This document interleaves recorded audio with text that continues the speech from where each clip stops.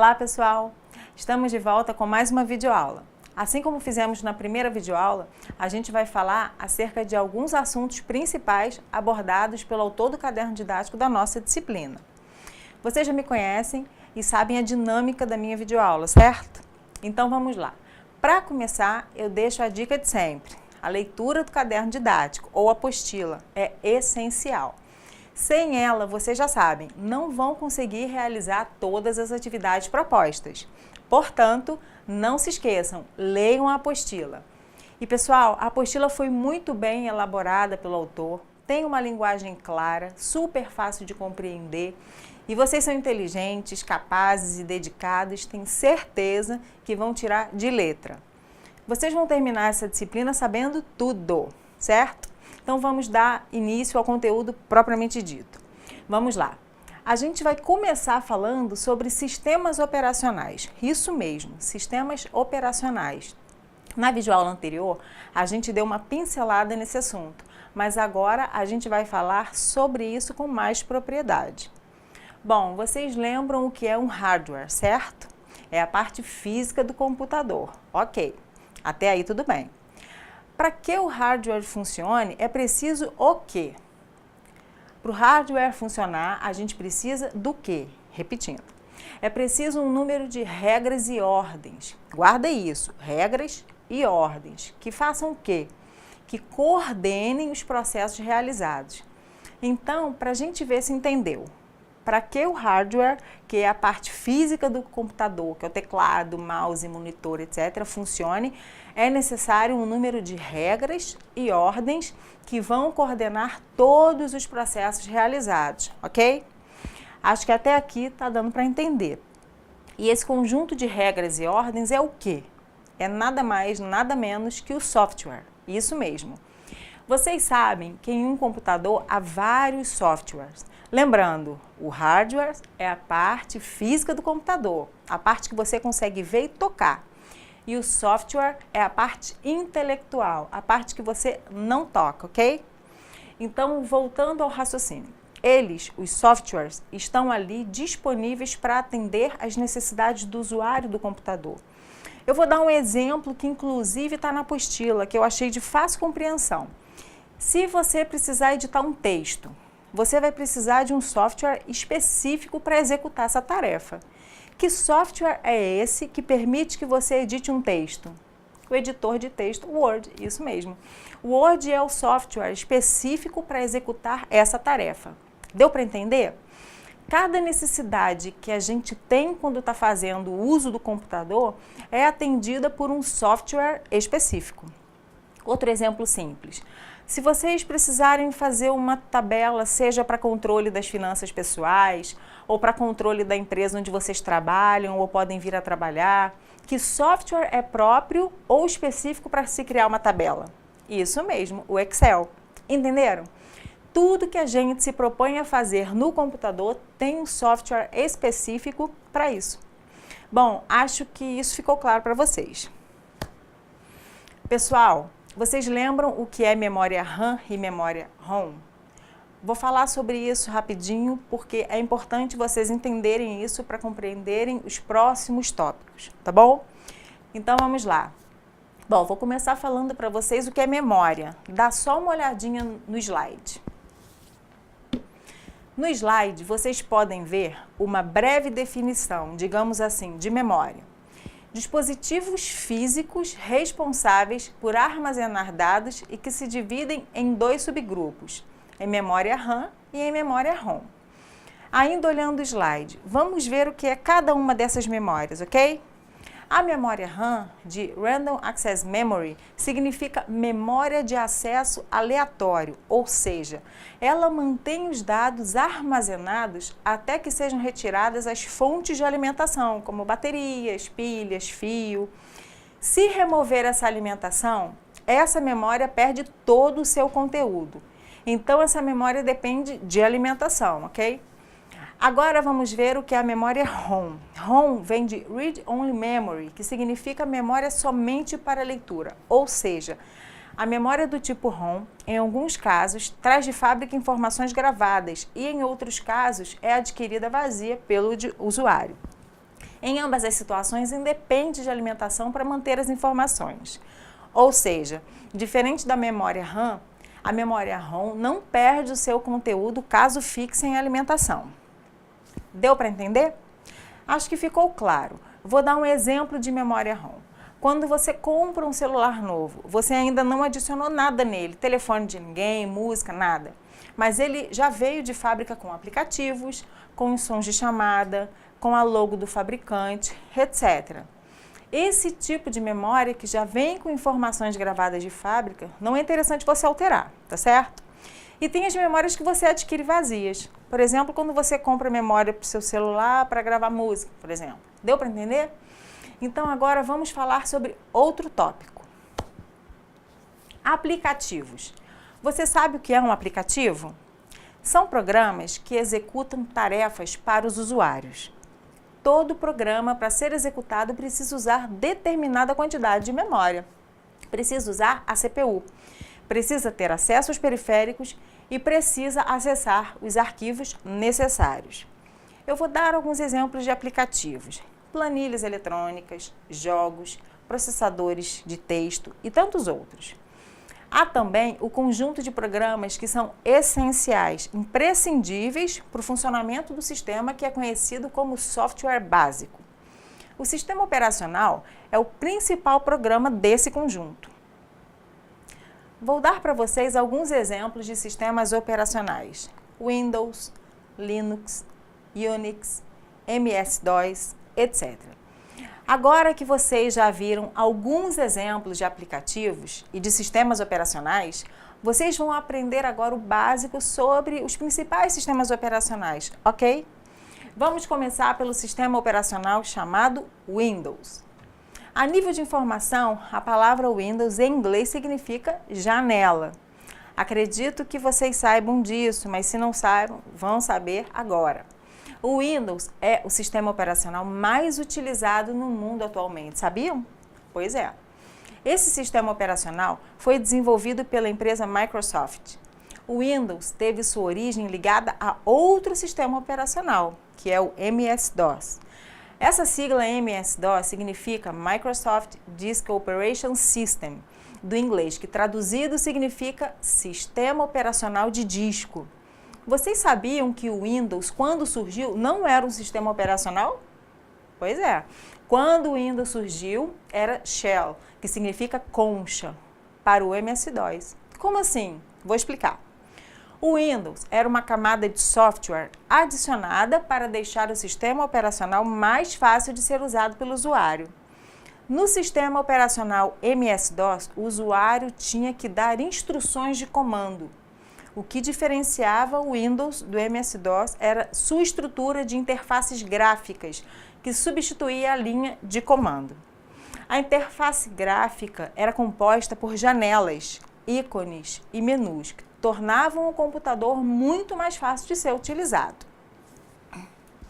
Olha no slide como era o sistema operacional MS-DOS, que está à sua esquerda, e ao lado o sistema operacional Windows.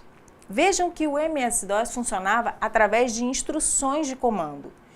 E o Windows, como vocês podem ver, funciona através de janelas, ou seja, sua estrutura é de interfaces gráficas, que substituiu as linhas de comando do MS-DOS. Viram como essa evolução facilitou e muito a nossa vida? Quando o computador é iniciado, aparece a área de trabalho, onde temos janelas, ícones, menus e caixa de diálogo. Temos, por exemplo, os ícones da área de trabalho, que representam programas que podem ser executados quando damos clique duplo no respectivo ícone, e assim por diante. As ferramentas são diversas. Agora vamos falar sobre outro sistema operacional bastante utilizado. Estou falando do Linux. Esse sistema operacional foi desenvolvido por um estudante, isso mesmo, por um estudante chamado Linus Torvalds. Me acompanhe no slide.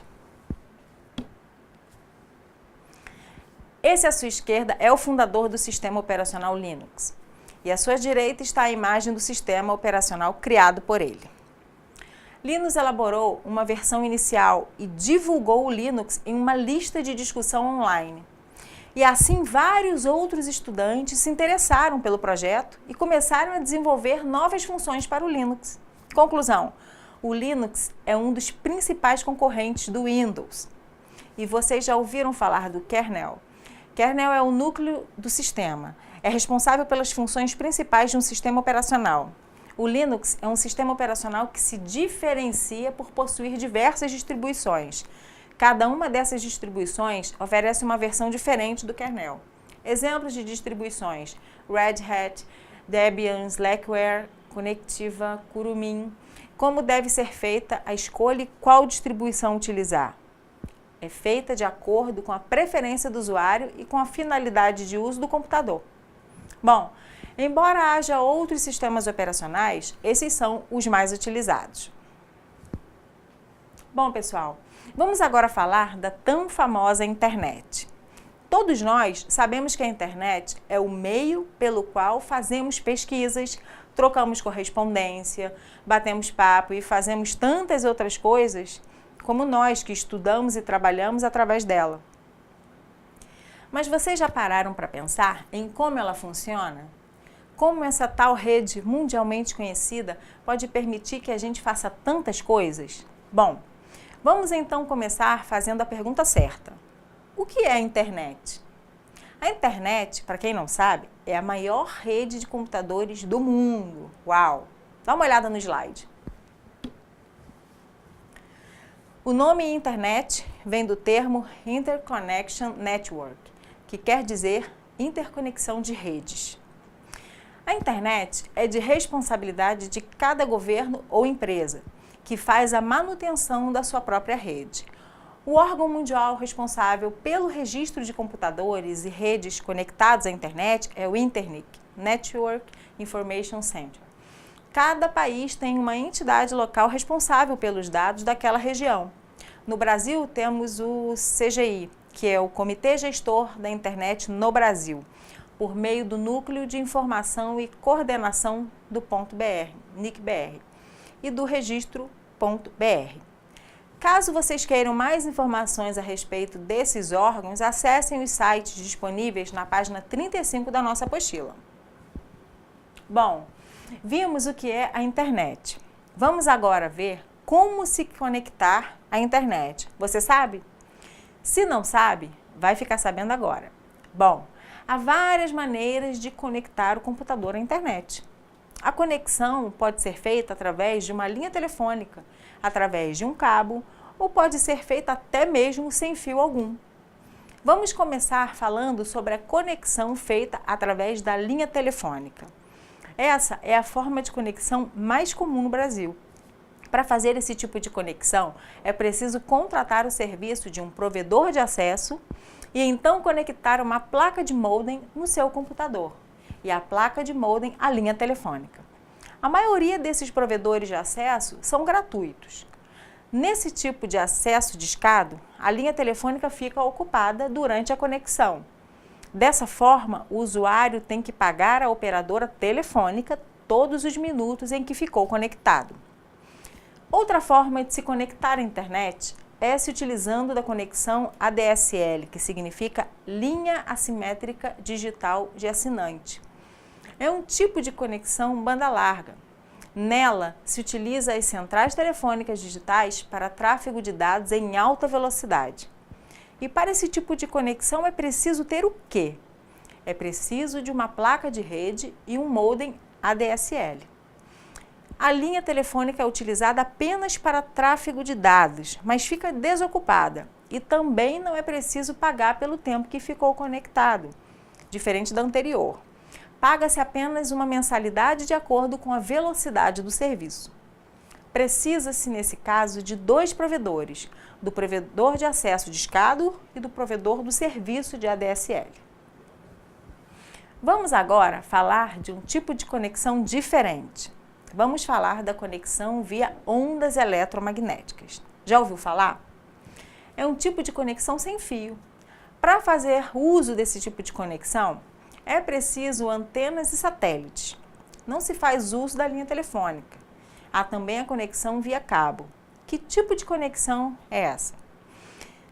É considerada banda larga, Antes de continuar, você sabe o que é uma conexão banda larga? Banda larga é a conexão de internet que permite ao usuário navegar em alta velocidade. A diferença entre acesso discado e banda larga é a velocidade de conexão. A velocidade de conexão banda larga é muito maior do que o acesso discado. Bom, continuando, esse tipo de conexão via cabo não precisa possuir uma linha telefônica. Nesse caso, o equipamento usado é uma placa de rede e um dispositivo chamado Cable Modem, ou seja, modem via cabo. Esse dispositivo é um aparelho que serve para prover acesso à banda larga, realizando o quê? Realizando o tráfego de dados através do sistema de TV a cabo. Isso mesmo, através do sistema de TV a cabo. Nesse tipo de conexão, os usuários de um mesmo segmento do cabo compartilham a mesma conexão. E o que vocês acham que acontece? Isso mesmo, quanto mais usuários online, menor é a velocidade de conexão. Na prática, quanto mais usuários na internet, mais lenta fica a conexão. Vamos falar agora sobre os serviços da internet, que são o www e o correio eletrônico. Esses são os serviços mais populares oferecidos pela internet. Como assim? www e internet não são a mesma coisa? Agora confundiu tudo. Confundiu não, gente. Calma que eu vou explicar. www vem do inglês World Wide Web, que significa teia de alcance mundial. É um dos serviços que a internet oferece. Outro serviço é o Electronic Mail, o tão falado e utilizado e-mail, que significa correio eletrônico. Claro que há também outros tipos de serviços oferecidos pela internet.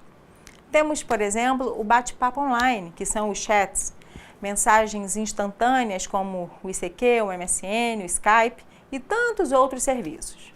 Bom, mencionamos alguns tipos de serviços oferecidos pela internet.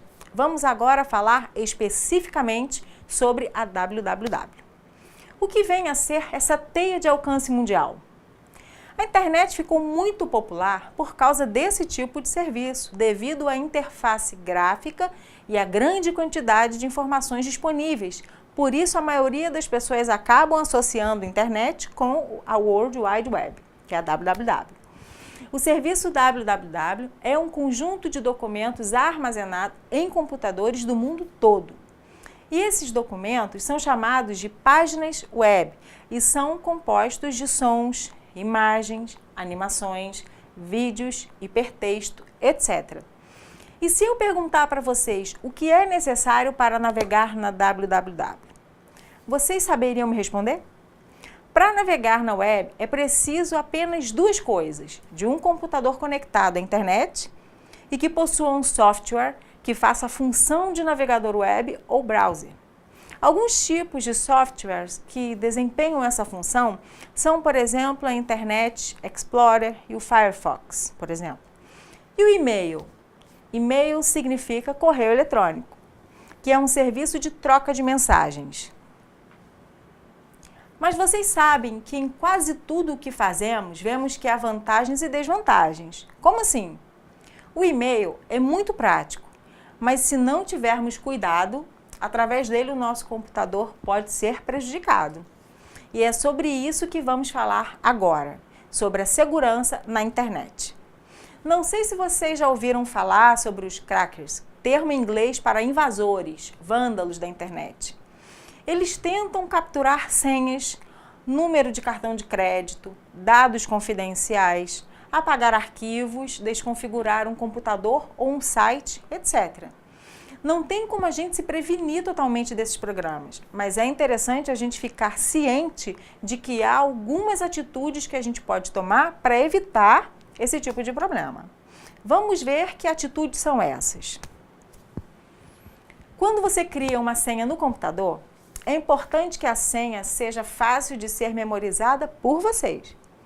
E você deve evitar de utilizar dados óbvios, como, por exemplo, sua data de aniversário ou de pessoas da sua família, a placa do seu veículo. Na apostila você tem mais informações a respeito disso, mas acho interessante mencionar aqui uma dica para você. Você deve mudar a sua senha periodicamente, e quase ninguém faz isso. Outra atitude para evitar esse tipo de problema é o uso de um programa antivírus. Como funciona? Vocês se lembram que software é a parte intelectual do computador, certo? Então, o programa antivírus é um software desenvolvido para detectar, anular e eliminar vírus e tudo que pode causar problemas no computador, como por exemplo um malware. E o que vem a ser um malware? Malware é um nome abreviado para software malicioso. É qualquer tipo de software indesejado, instalado sem o seu consentimento. Agora que você já sabe o que é um malware, seria interessante que você passasse a verificar se há malwares em seu computador. Tá aí a dica. Aí entra o papel do antivírus. É o antivírus que vai fazer uma varredura, um escaneamento nos arquivos existentes nos hardwares de armazenamento. É bastante interessante como funciona o antivírus em nosso computador. E tem muitas pessoas que, por não saberem disso, não dão a importância devida. Eu acho importante também mencionar aqui o que o antivírus faz quando um malware é encontrado. Primeiro, o antivírus tenta recuperar o arquivo. Como? Tentando remover o vírus do arquivo. Mas quando o antivírus não consegue fazer isso, as opções são apagar o arquivo infectado ou colocá-lo em quarentena, que é uma pasta especial onde o antivírus guarda os arquivos maliciosos que não puderam ser desinfectados. E tem outro detalhe importante. Os arquivos dessa pasta ficam inacessíveis para outros programas para evitar que o malware se espalhe. Há outras opções que podem ser tomadas para tentar proteger o computador. O uso de um firewall, por exemplo. O que vem a ser isso?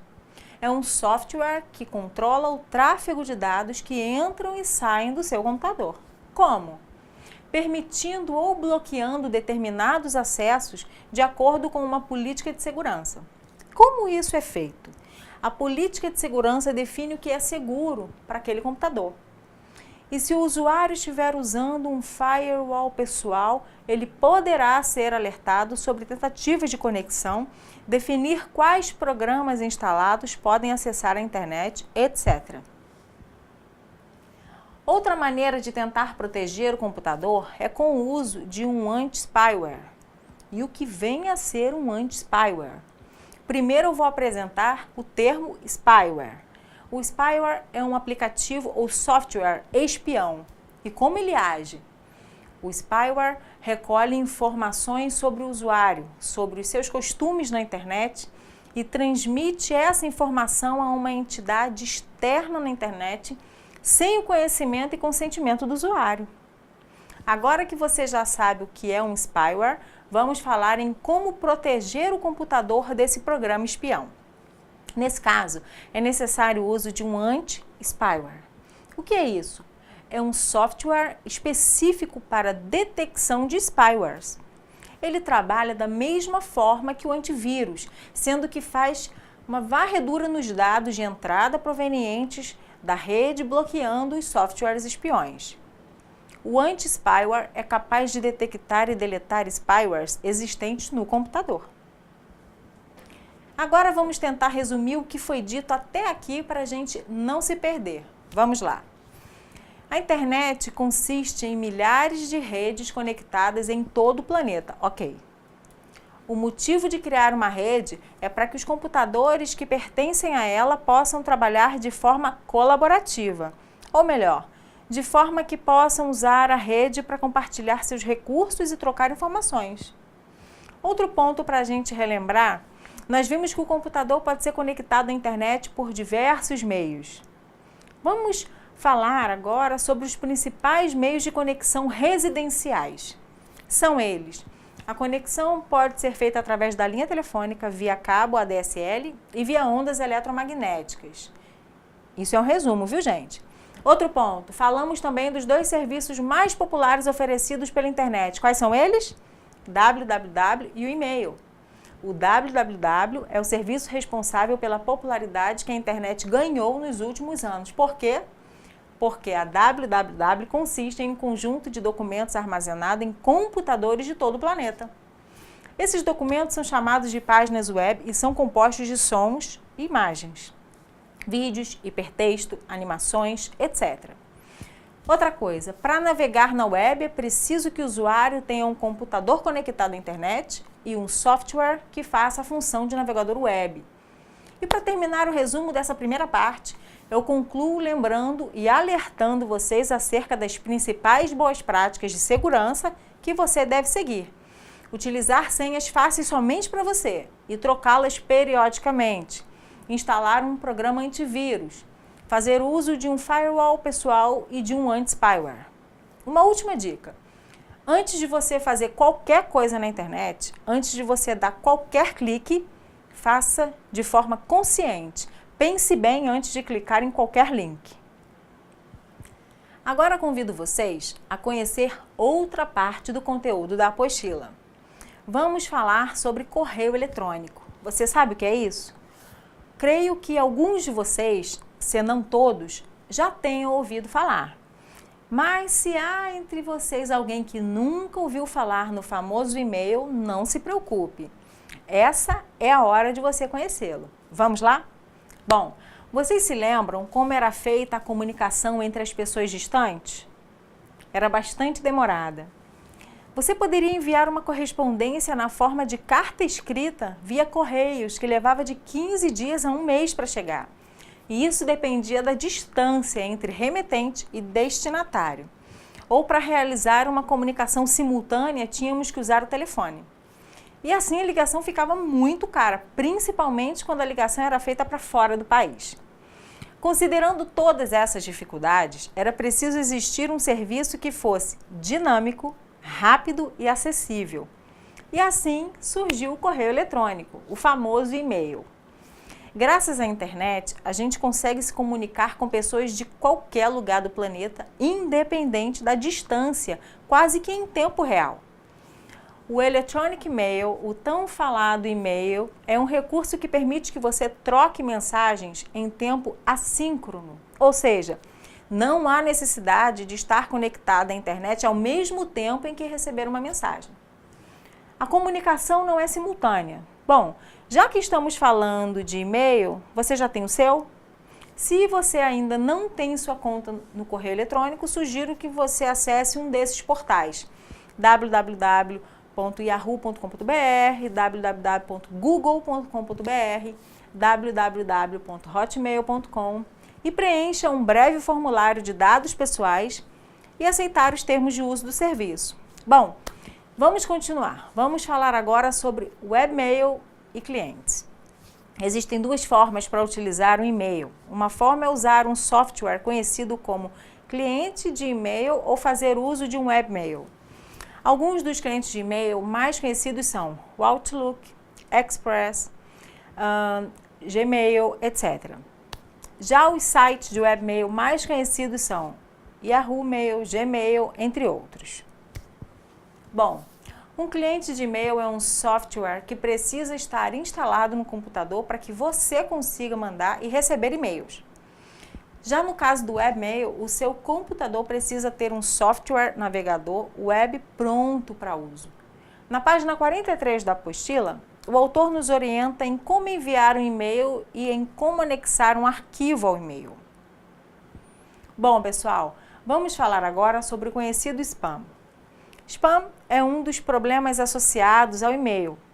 Spam é uma mensagem eletrônica indesejada que o usuário recebe. Por que indesejada? Porque normalmente é uma mensagem enviada em massa para um grande número de usuários e que contém, na maioria das vezes, conteúdos de propaganda, de promoções, etc. Existem diversos tipos de spam. Quais são eles? Dá uma olhadinha no slide. Temos o hoax, que significa boato. São mensagens em forma de boatos, lendas, histórias irreais, como, por exemplo, não ao MSN pago. Outro tipo de spam é o correntes, que são mensagens que prometem algum benefício para quem as envia. Exemplo, importante, outro tipo de spam é o de propagandas. São mensagens que anunciam produtos ou serviços de empresas. Exemplo, quer um casamento perfeito? Encontre sua alma gêmea acessando aqui, etc. Por aí. Outro spam é o de golpes. São mensagens que oferecem oportunidade de negócio enganosas que prometem dinheiro rápido e em grande quantidade. Por exemplo, se você receber uma mensagem como essa: vou lhe mostrar como ganhar R$ 5.000 por mês sem sair de casa, e tantos outros tipos de golpes. Para tentar te auxiliar na detecção de spams, os principais webmails têm uma pasta especial denominada spam. Os e-mails suspeitos de serem spams são armazenados automaticamente. Você já ouviu falar em sarnas eletrônicas? Pois é, elas existem. Vamos ver o que são essas sarnas eletrônicas?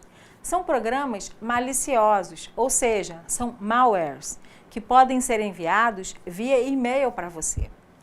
Esses softwares vão disfarçados nas mensagens e, sem perceber, a gente acaba clicando nelas.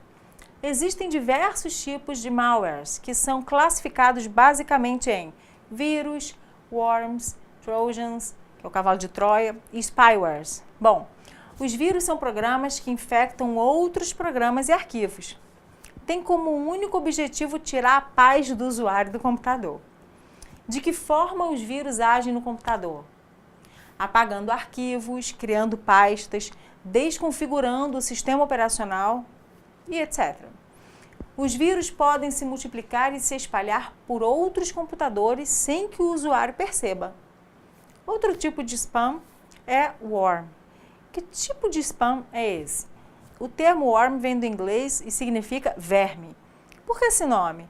Porque lembram um comportamento de larvas de insetos, que apenas comem e se multiplicam. O worm não precisa de um arquivo ou programa hospedeiro para se multiplicar, como no caso do vírus. O principal objetivo do worms é se replicar e contaminar diversos computadores. Outro tipo de spam é o trojans, também conhecido como cavalo de Troia, e tem como objetivo fragilizar o sistema de defesa do computador e torná-lo vulnerável. Temos o spyware. Essa palavra vem do inglês spy, que significa espião. Nós já vimos isso. E o que vem a ser um spyware? É um programa de computador que tem como objetivo monitorar a interação do usuário com o computador.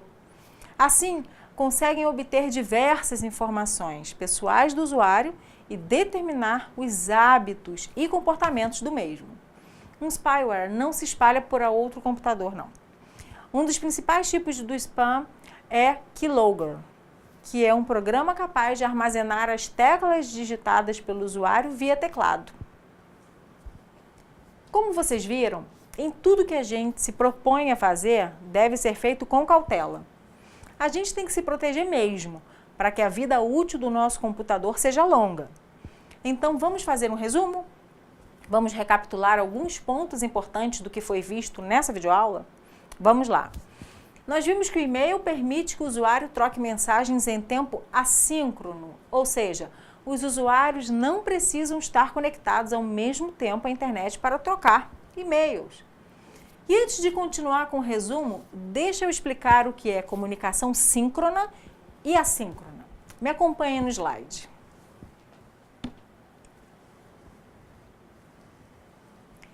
A comunicação síncrona é feita em tempo real, ou seja, os usuários estão conectados ao mesmo tempo. Exemplo, no chat. Para participar de um chat, os usuários devem estar conectados em tempo real para participar da discussão. A comunicação assíncrona não necessita de que os usuários estejam conectados ao mesmo tempo ou que se comuniquem em tempo real. Exemplo de comunicação assíncrona: e-mail, fórum. Para enviar um e-mail a alguém, somente você precisa estar conectado à internet. A pessoa que vai receber seu e-mail não precisa estar conectado no momento em que você vai enviar o e-mail para ela. E o fórum é da mesma forma. Para participar do fórum, você precisa se conectar. Os demais participantes não precisam estar conectados no mesmo momento que você. Para terminar o nosso resumo, vimos também que spam é um dos problemas associados ao uso de e-mail. Então, o que é um spam? É uma mensagem eletrônica indesejada, enviada para o nosso e-mail para acabar com o nosso computador. Por isso, a gente precisa ter um bom antivírus instalado no nosso computador, Por isso também a gente não pode sair clicando em tudo que aparece em nossa caixa de e-mail. Temos que ter bastante cuidado. Bom, meus queridos, eu espero ter contribuído de alguma forma através dessa videoaula. Lembrando que a videoaula apresenta os tópicos de forma resumida. Por isso é tão importante que vocês leiam o quê? A apostila da disciplina. Participem dos fóruns de discussão. Comentem a postagem dos colegas. A discussão pode ficar muito mais interessante. Depende de vocês.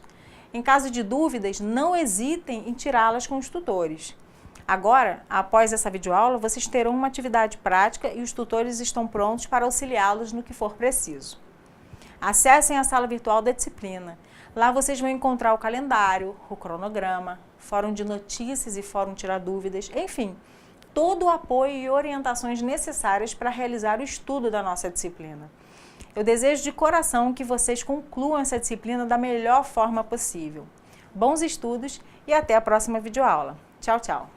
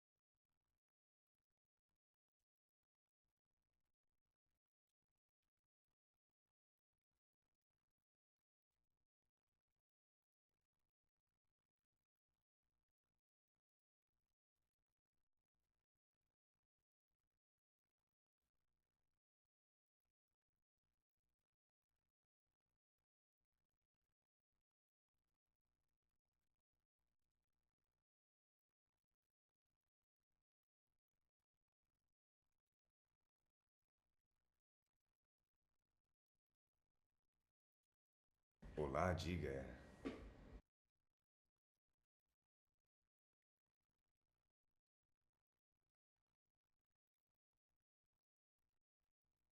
Que velocidade é essa aí, rapaz?